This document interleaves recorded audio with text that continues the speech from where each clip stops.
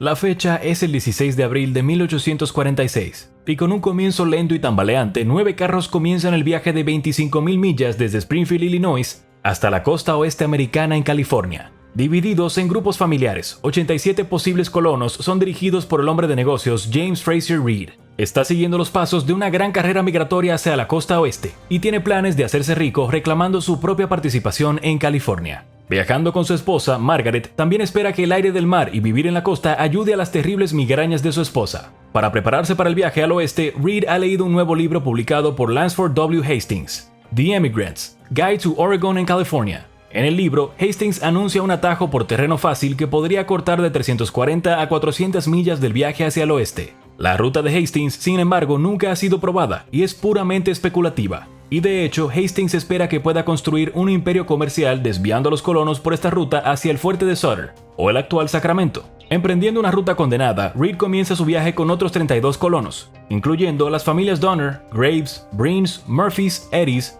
McCutcheons, Kesselbergs y Wolfingers. También traen 7 camioneros y varios solteros. Reed y su esposa están acompañados por sus 4 hijos, Virginia, Patty, James y Thomas, así como por la madre de Margaret, Sarah Case, de 70 años y 2 sirvientes contratados. Sin embargo, Sarah está tan afectada por el consumo, un antiguo diagnóstico de la moderna tuberculosis o de otras enfermedades y dolencias, que apenas puede caminar. Reed, que hasta la fecha ha tenido mucho éxito en los negocios, está convencido de que la nueva ruta será fácil y que él y su familia no tendrán que sufrir los rigores del viaje durante mucho tiempo. Como preparación para su viaje, ha ordenado un extravagante vagón de 2 pisos con una estufa de hierro incorporada, asientos acolchados con resortes y literas individuales para que cada miembro de la familia duerma en él. El carro gigante necesita de 8 bueyes para tirar, y la hija de Reed, Virginia, lo apoda el carro pionero del palacio. El grupo estima que el viaje llevará 4 meses para cruzar las vastas llanuras del medio oeste americano, seguido de los desiertos que llevan a las montañas y finalmente a través de las montañas hacia la costa oeste.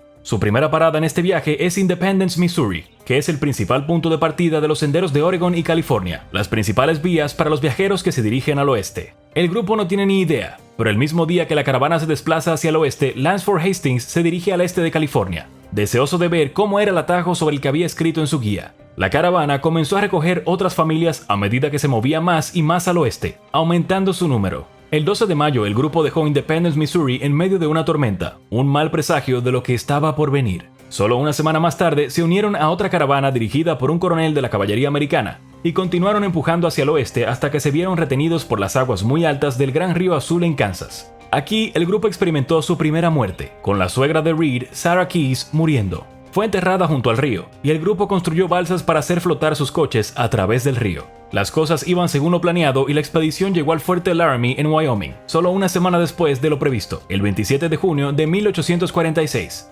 Allí, sin embargo, James Reed se encontró con un viejo amigo de Illinois, que acababa de terminar de viajar con Lansford Hastings cuando se dirigía al este de California para probar la ruta que él mismo había publicado, pero que nunca llegó a utilizar. El amigo de Reed le advirtió que no tomara el sendero, diciéndole que el camino que existía era apenas transitable a pie y que sería imposible cruzarlo con carros. También le advirtió del vasto desierto y de la alta Sierra Nevada que tendría que cruzar, y le sugirió encarecidamente que toda la caravana tomara el viejo y bien utilizado sendero hacia California. Reed, sin embargo, ignoró la advertencia y, decidido a llegar a California lo más rápido posible, emprendió el falso camino de Hastings de todos modos. El grupo llegó a la división continental el 11 de julio, y allí se encontraron con un hombre que llevaba una carta del propio Lansford Hastings. En la carta, Hastings aseguró al grupo que se reuniría con ellos en Fort Bridger, y luego los guiaría personalmente por su ruta. Mientras que las dudas sobre la ruta de Hastings habían comenzado a penetrar en el grupo, especialmente después de la terrible advertencia recibida en Fort Laramie, los temores del grupo se evaporaron al pensar que Hastings los guiaría personalmente por el camino no probado. 8 días después, el grupo llegó a lo que hoy es Little Sandy River en Wyoming, y aquí el sendero se dividió en 2 direcciones. La ruta tradicional del norte y más larga y el sendero no probado de Hastings que prometía reducir el tiempo de viaje en semanas. El grupo de colonos discutió entre ellos sobre la ruta a seguir, y al final la mayoría de la caravana decidió ir al norte por la ruta más segura y conocida. La minoría tomó el atajo de Hastings y eligió a George Donner como su nuevo capitán. El grupo llegó a Fort Bridger el 28 de julio, pero no encontró ninguna señal de Hastings, salvo una carta que decía que Hastings ya se había ido junto con otro grupo de emigrantes y que la caravana debería alcanzarlo. El grupo descansó aquí unos días, preparando sus carros y abasteciéndose de provisiones, creyendo que solo 7 semanas más les separaban de la soleada costa de California. El 6 de agosto, el grupo llegó al río Weber y descubrió otra nota dejada por Hastings. En esta nota advirtió al grupo que no lo siguiera a través del cañón Weber, como lo decía la ruta, porque el cañón se había vuelto virtualmente imposible. Les imploró que tomaran un camino diferente a través de la cuenca de sal y así los dos grupos podrían unirse. James Reed y otros 2 hombres se adelantaron a caballo para encontrar y alcanzar a Hastings, lo que hicieron en la orilla sur del Gran Lago Salado. Hastings acompañó entonces a Reed solo parte del camino de vuelta para indicarle la nueva ruta que debía tomar la caravana, y una vez más les animó a seguir su camino.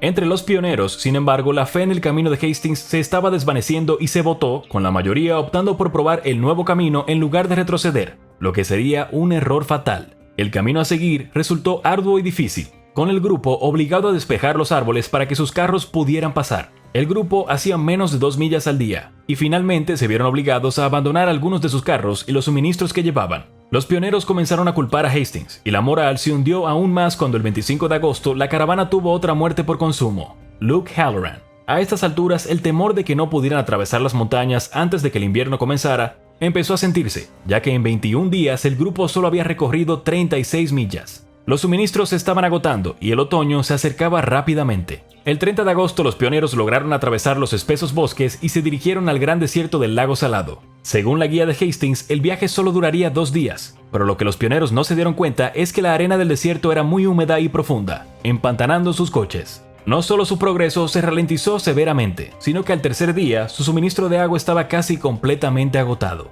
Algunos bueyes también habían huido y otros habían muerto. El grupo se vio obligado a abandonar aún más carros y un viaje que se suponía que hubiera tomado 2 días para cruzar 80 millas había tomado 5 días. En el día que el grupo salió del desierto, un inventario de la comida hizo descubrir que las provisiones estaban peligrosamente bajas. Aún más ominoso, esa misma noche las primeras nieves cayeron sobre las montañas, cubriendo los picos con una fina capa de blanco. El grupo envió 2 hombres, William McCutcheon y Charles Stanton, al fuerte Sutter en California para traer provisiones, ya que sin ellos el grupo nunca lograría atravesar las montañas. El 26 de septiembre el grupo llegó finalmente al camino original trazado por Hastings en su guía, aunque el desvío que el mismo Hastings les había señalado en persona había añadido 125 millas a su ruta a través de un terreno montañoso y desértico muy difícil, exactamente el tipo de terreno que la ruta original de Hastings había prometido evitar. El resentimiento hacia Hastings e incluso hacia Reed estaba ahora al borde de un motín en toda regla. Pero el grupo siguió adelante a pesar de todo. Sin embargo, los ánimos se encendieron y el 5 de octubre 2 carros se enredaron y el primer acto de violencia visitó la caravana.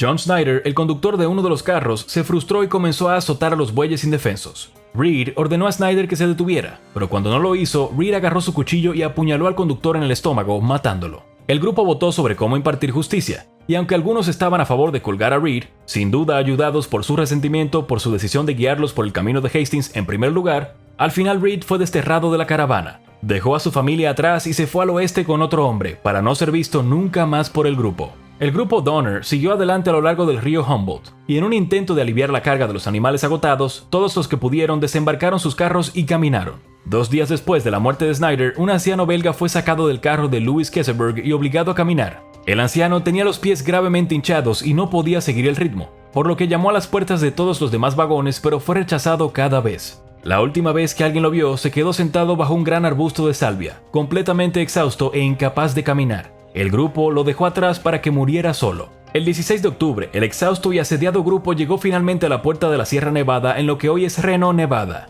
Estaban casi completamente sin comida y los bueyes que quedaban estaban completamente exhaustos. Increíblemente, 3 días después, uno de los hombres enviados a Fort Sutter regresó con 7 mulas cargadas con carne y harina, 2 guías indios y la noticia de un camino diferente a través de las montañas. El nuevo camino era difícil, pero estaba despejado, y permitiría al grupo pasar con seguridad. La caravana acampó durante 5 días para descansar a sus animales exhaustos y prepararse para su empuje final. La decisión de esperar y descansar, sin embargo, resultaría fatal. La caravana se adelantó a la base de la cumbre hacia las montañas, y aquí el eje de la caravana de George Donner se rompió, y le obligó a quedarse atrás junto con otros 22 que le ayudarían con las reparaciones. El grupo siguió adelante, pero la nieve comenzó a caer, y los 2 guías indios junto con uno de los miembros del grupo siguieron adelante para juzgar la calidad del camino. Cuando los 3 llegaron a la cima a caballo no pudieron seguir adelante debido a la fuerte nevada, y en el camino descubrieron que 1,5 metros de nieve ya había enterrado sus huellas originales. El grupo se retiró al extremo oriental de un lago que se conocería como el lago Donner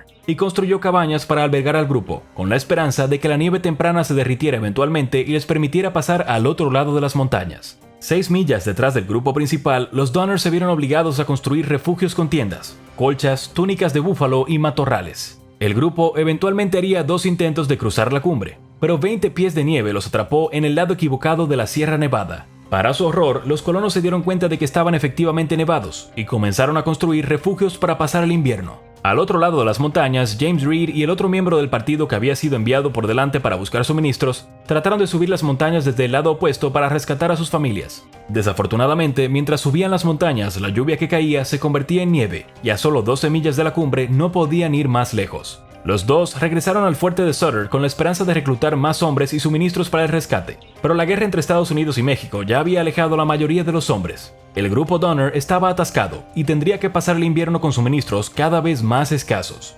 Dándose cuenta de que sus suministros nunca durarían el invierno, la caravana envió un grupo de 5 hombres, 9 mujeres y un niño para intentar llegar a la cumbre a pie. Sus escasas raciones se agotaron al 6º día, y aún así el grupo continuó desafiando los vientos fuertes y el clima helado. Uno de los miembros, Charles Stanton, se cayó del grupo, totalmente exhausto y ciego completamente, e imploró al resto que siguieran adelante sin él. Tampoco se le volvería a ver, y poco después otros 4 morirían. Sin otra opción, el grupo se vio obligado a canibalizar a los muertos y seguir adelante, llevando tiras de carne humana congelada en sus bolsas para masticar mientras adentraban cada vez más en las montañas. Cuando el grupo llegó al otro lado de las montañas el 19 de enero de 1847, 8 de los miembros del grupo habían muerto y 7 habían sido canibalizados por los sobrevivientes. Los que habían logrado cruzar las montañas, sin embargo, se las arreglaron para reunir con otros para enviar expediciones de rescate. El 5 de febrero, el primer grupo de rescate de 7 fue enviado a las montañas, y el 19 de febrero llegaron al lago. El campamento estaba en tan mal estado que los hombres creían que estaba desierto, hasta que una figura esquelética apareció de la nieve.